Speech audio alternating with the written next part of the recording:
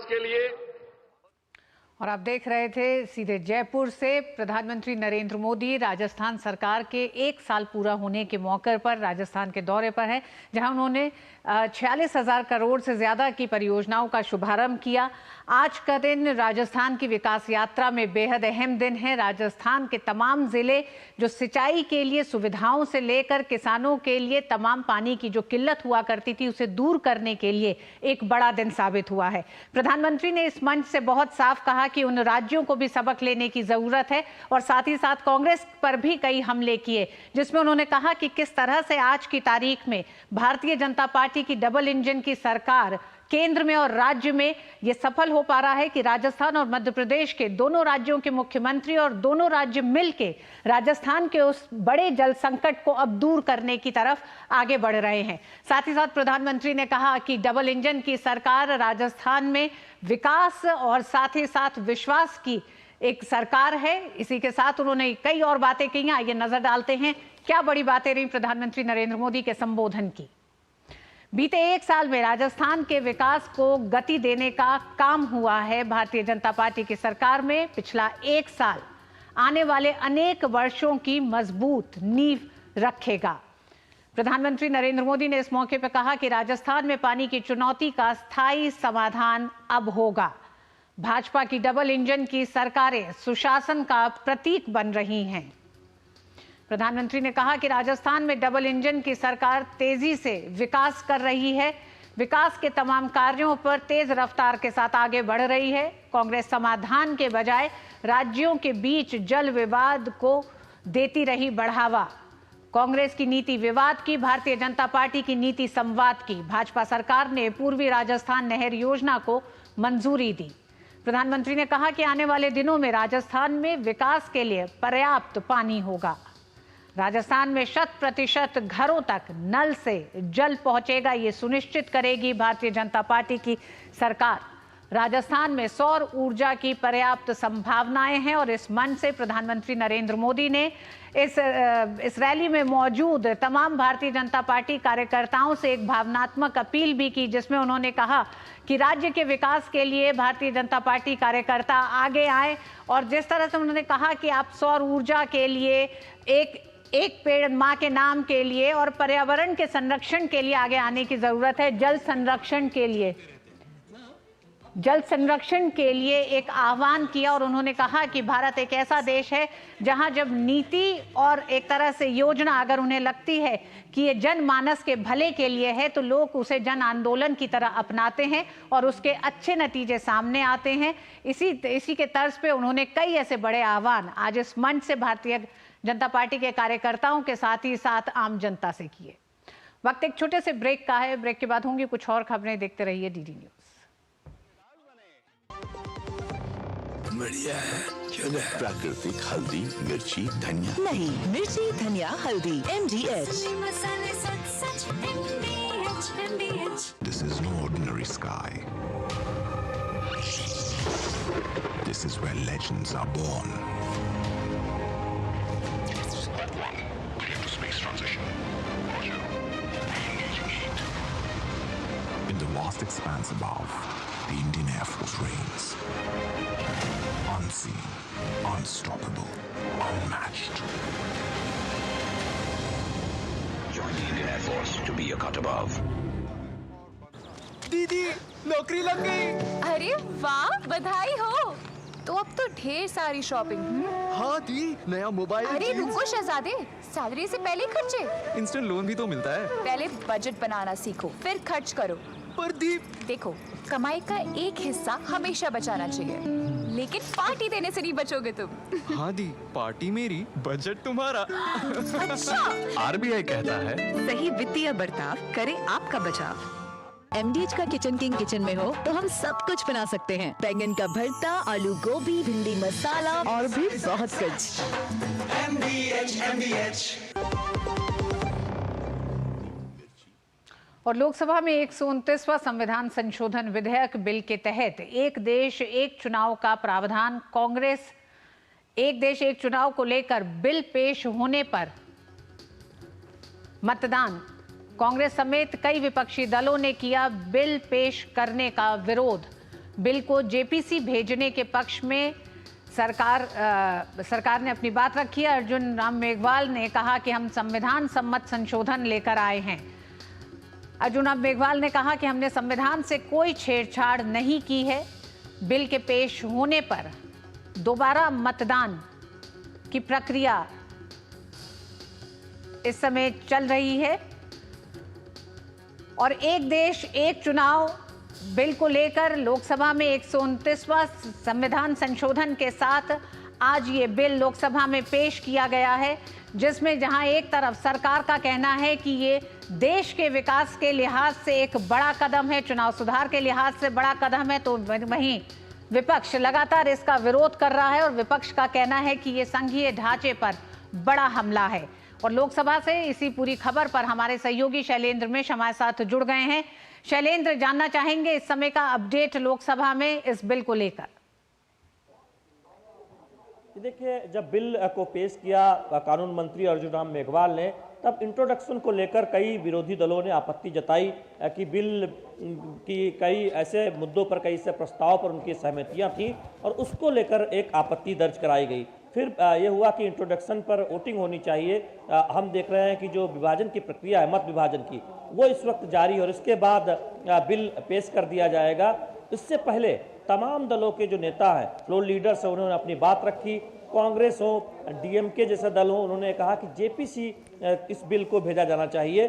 सरकार की तरफ से भी कानून मंत्री ने कहा कि वो चाहते हैं कि ये बिल जेपीसी को जाए। खुद गृह मंत्री अमित शाह सदन में खड़े हुए उन्होंने कहा कि जब कैबिनेट में विधेयक पारित हो रहा था, तब प्रधानमंत्री ने भी ये मंशा जताई थी कि ये इन विधेयकों को जेपीसी को भेजा जाए। हम जानते हैं कि आज दो विधेयक, एक देश एक चुनाव से जुड़े दो विधेयक पेश किए गए, जिस पर इंट्रोडक्शन पर इस वक्त मत विभाजन की जो प्रक्रिया है वो जारी है। उसमें एक देश एक चुनाव को लेकर जो लोकसभा और विधानसभा एक साथ चुनाव को लेकर संविधान संशोधन विधेयक है और केंद्र शासित राज्यों से जो जुड़ा विधेयक है, वो दोनों बिल एक साथ लिए गए हैं। तो इसको जेपीसी भेजा जाएगा। उसके सदस्यों का ऐलान कुछ देर में या फिर बाद में किया जाएगा। लेकिन एक हम जानते हैं कि कई दलों की तरफ से यह मांग की गई थी और सत्ता पक्ष भी ये चाहता है कि जेपीसी में विस्तृत विचार विमर्श हो कि इस विधेयक के प्रावधान क्या है, उसको लेकर एक तरह से काफ़ी चर्चा हो। इस बीच जब कानून मंत्री ने इस बिल को पेश कर रहे थे, उन्होंने ये बात बहुत स्पष्ट तौर पर कही है कि ये जो कहा जा रहा है कि लेजिस्लेटिव एक तरह से वो अधिकार नहीं है इस तरह का विधेयक लाने का, ये कतई नहीं है। ये पूरा अधिकार है संसद को और कहीं से भी ये राज्यों के अधिकारों का उल्लंघन नहीं करता है, जिस बात की बात कुछ विरोधी दलों ने कही है और बिल्कुल ऐसा नहीं है। तो एक तरह से सरकार ने विपक्ष की आपत्तियों का जवाब भी दिया है। हम देख रहे हैं कि वो प्रक्रिया जारी है। जब बिल को पेश कर दिया जाएगा, यानी उसे इंट्रोड्यूस मान लिया जाएगा, चूंकि उस पर मत विभाजन कुछ दलों ने मांग लिया था, इसलिए हम जानते हैं कि लोकसभा में सीट अलॉटमेंट हो चुका है, तो इस वक्त मतदान की प्रक्रिया जारी है। बहुत महत्वपूर्ण यह है कि सरकार ने और विपक्ष के कई दलों की मांग मानते हुए ये फैसला किया है कि एक देश एक चुनाव से जुड़ा जो बिल है वो जेपीसी को जाए। जेपीसी में जो संसद के दोनों सदन हैं, यानी लोकसभा और राज्यसभा, उनके सदस्यों को मिलाकर एक कमेटी बनेगी। क्योंकि बीजेपी सबसे बड़ा दल है, तो बीजेपी के किसी सांसद को जेपीसी का अध्यक्ष बनाया जाएगा। तो उस कमेटी के नाम का ऐलान भी आने वाले समय में होगा। लेकिन महत्वपूर्ण यह है कि अब ये विधेयक जेपीसी को जा रहा है। जी शैलेंद्र, संयुक्त संसदीय समिति को यह विधेयक जाएगा और इसके बाद फिर एक बार एक तरह से आएगा जब सदन में, तो चर्चा होगी। लेकिन आज की जो चर्चा हुई उसमें कई ऐसे बड़े एक तरह से सवाल विपक्ष के द्वारा उठाए गए हैं, जहां एक तरफ सरकार का कहना है कि एक देश एक चुनाव, इस देश के विकास से लेकर चुनाव सुधार के लिहाज से, और ये कोई ऐसी नई परंपरा नहीं है, 1967 तक इस देश में ये परंपरा थी, इसी तरह से चुनाव होते थे। ऐसे में विपक्ष जब सवाल उठा रहा है, यानी कि विपक्ष ने आर्टिकल 324 का हवाला दिया। विपक्ष का ये कहना है कि चुनाव कराने के लिए अलग अलग राज्यों में अलग से फंड बनाना एक चुनाव सुधार हो सकता है। इन तमाम तर्कों पर किस तरह से सरकार, हालांकि अभी जवाब दिया नहीं है, लेकिन सरकार का क्या कहना है इन तर्कों पर भी? ये देखिए, मुख्य तौर पर आज जो आपत्ति इस बात को लेकर थी कि क्या राज्यों के विधानसभा का जो कार्यकाल है वो तय करने का अधिकार एक अधिसूचना के जरिए दिया जा सकता है। यानी अगर इसकी कोई स्थिति आती है तो फिर 5 साल का जो अनिवार्य कार्यकाल है वो कम किया जाए। तो क्या ये इसके लिए सक्षम है ये विधेयक जो प्रावधान किया गया है, क्या वो उचित है, वो कसौटी पर खड़ा उतरता है? दूसरी बात ये कही गई कि जब एक फेडरल स्ट्रक्चर है तो उसमें अगर एक साथ चुनाव होंगे तो क्या उसको चोट नहीं पहुंचेगी, ये विपक्ष का कहना था। समाजवादी पार्टी की तरफ से धर्मेंद्र यादव ने आपत्ति जताई, मनीष तिवारी कांग्रेस की तरफ से बोले, गौरव गगोई कांग्रेस की तरफ से बोले, एनके प्रेमचंद्रन आरएसपी के सांसद हैं, उन्होंने अपनी बात रखी, डीएमके सांसद ने अपनी बात रखी, टीएमसी से कल्याण बनर्जी बोले, टीडीपी के जो केंद्रीय मंत्री हैं उन्होंने इस बिल का समर्थन किया और कहा कि बहुत महत्वपूर्ण बिल है। ये जो टीडीपी की नेता की जो सोच है उस लिहाज से प्रधानमंत्री नरेंद्र मोदी ये बिल लेकर आए हैं और उसका समर्थन किया। तो हम देख रहे हैं कि जो कोविन पैनल था उसमें 32 दलों ने इस बिल का समर्थन किया था और 15 दलों ने विरोध किया था। जब आपत्तियां जताई जा रही थी और उसके बाद कानून मंत्री अर्जुन राम मेघवाल बोले तो उन्होंने कुछ संक्षिप्त में एक एक कर आपत्तियों का जवाब दिया कि जब विस्तृत चर्चा होगी सारी बात सामने आएगी। लेकिन जो अभी कहा जा रहा है कि इस तरह का बिल नहीं लाया जा सकता, ये बिल्कुल सही नहीं है। इस तरह का बिल लाया जा सकता है और बाकी जो चर्चा होनी है वो आगे होगी। तीसरी बात यह है कि सरकार का तर्क ये है, सत्ता पक्ष का तर्क ये है कि देखिए आप देश की आज़ादी के बाद काफ़ी सालों तक, 1.5 दशक तक ये एक साथ चुनाव होते रहे हैं लोकसभा के और विधानसभाओं के, तो ऐसा कोई पहली बार नहीं हो रहा है। इसमें दिक्कत क्या है? दूसरी बात यह है कि सत्ता पक्ष को ये लगता है, सरकार को ये लगता है कि इस तरह से गवर्नेंस सुधरेगा और जो बड़ा खर्च होता है बार बार चुनाव होने पर, मॉडल कोड ऑफ कंडक्ट लगने पर, उससे विकास की गति रुकती है। तो उसमें एक तरह से वो जो चुनौती है वो खत्म होगी और विकास की रफ्तार देश की तेज होगी। जी शैलेंद्र, कांग्रेस के क्या तर्क हैं? क्योंकि कांग्रेस के ही शासनकाल में एक देश एक चुनाव के तर्ज पे चुनाव होते थे और फिर ये 68 के बाद से ये इस तरह से चुनाव एक साथ पूरे देश में चुनाव होना बंद हुआ है। तो कांग्रेस का आज तर्क क्या है जब कांग्रेस इसका विरोध कर रही है? कांग्रेस कहती है कि ये राज्यों के अधिकारों में हस्तक्षेप है, चूंकि ऐसा लग रहा है कि केंद्र के सबऑर्डिनेट राज्य हो जाएंगे, इसलिए इस बिल के जो प्रस्ताव हैं वो संविधान सम्मत नहीं है। दूसरी बात, हम कांग्रेस की आपत्ति यह है कि दरअसल ये बिल अधिकार देता है, राष्ट्रपति को ज़्यादा अधिकार दे देता है, यानी जो अभी मौजूदा अधिकार है उससे भी आगे बढ़कर राष्ट्रपति को अधिकार देता है और चुनाव आयोग को भी उनकी जो अधिकार है वो बढ़ा देता है। तो ये आपत्तियां है कांग्रेस पार्टी की जो आज मनीष तिवारी और गौरव गगोई ने रखी है। जी शैलेंद्र, एक तरह से इस समय अभी फिर वोटिंग चल रही है, दोबारा वोटिंग कराना इस पर, इसका क्या कारण है? ये देखिए, हम जानते हैं कि लोकसभा अध्यक्ष ने कहा था कि अगर कोई सांसद संशोधित करना चाहता है और चूंकि पहली बार इलेक्ट्रॉनिक वोटिंग से वोटिंग हो रही है सीट अलॉट होने के बाद इस नए संसद भवन में, तो ऐसे में दोबारा मौका दिया जाएगा। तो 269 से शैलेंद्र, आप हमारे साथ बने रहिएगा, हम सीधे अभी रुख करेंगे लोकसभा का। 129 Amendment Bill 2024, I introduce the bill. Item number 19. Honorable Speaker, एक sir. मिनट मैं पढ़ूंगा। प्रश्न ये कि विधेयक को प्रस्तावित करने की अनुमति प्रदान की जाए। जो सदस्य इसके पक्ष में हाँ कहें, जो सदस्य विरोध में ना कहें।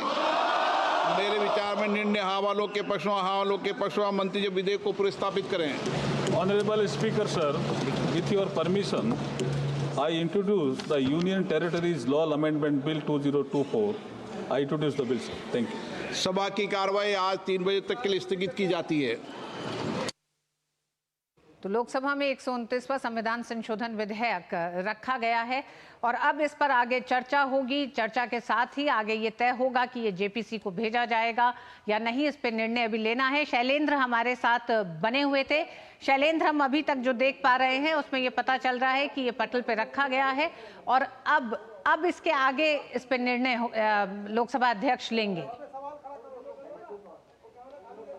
देखिए, हम जानते हैं कि जैसा हम चर्चा कर भी रहे थे कि जब बिल पेश किया जा रहा था तो कुछ दलों के सदस्यों ने आपत्ति जताई थी और इंट्रोडक्शन पर आपत्ति जताई थी, जिसके बाद मतदान का फैसला किया गया था और बहुमत से फैसला हुआ, एक मंजूरी मिली बिल को पेश करने की। और उसके बाद हमने देखा कि कानून मंत्री ने दोनों बिल, जो एक संविधान संशोधन बिल है और केंद्र शासित प्रदेशों से जुड़ा बिल है, चूंकि ये दोनों बिल एक दूसरे से जुड़े हुए हैं, एक देश एक चुनाव से संबंधित, तो इन बिलों को पेश किया गया, इन विधेयकों को आज लोकसभा में पेश कर दिया गया है। मतदान के बाद ये फैसला हुआ यानी कि मतदान में ये फैसला हुआ कि 269 जो हम सदस्य संख्या उस वक्त देख पाए, उस बहुमत से ये मंजूरी मिली है बिल को पेश करने की। अब आगे इसे जेपीसी को भेजा जाएगा, उसके लिए एक अलग से प्रस्ताव आएगा।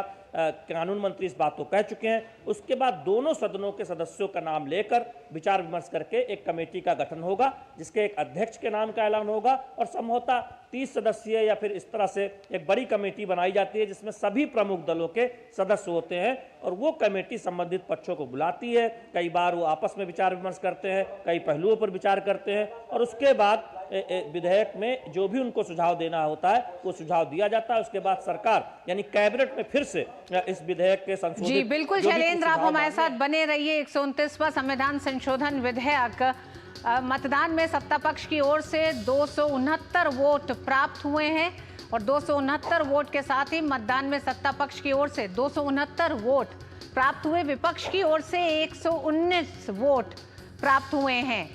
इस बिल के पेश किए जाने को लेकर जो वोटिंग हुई उसमें सत्ता पक्ष के 269 वोट थे। बिल के पेश होने पर मतदान हुआ और मतदान में सत्ता पक्ष के 269 वोट थे, 119 वोट विपक्ष के थे। 129वां संविधान संशोधन विधेयक जो कि कहता है देश में एक देश एक चुनाव बिल को आज लोकसभा में पेश किया गया है।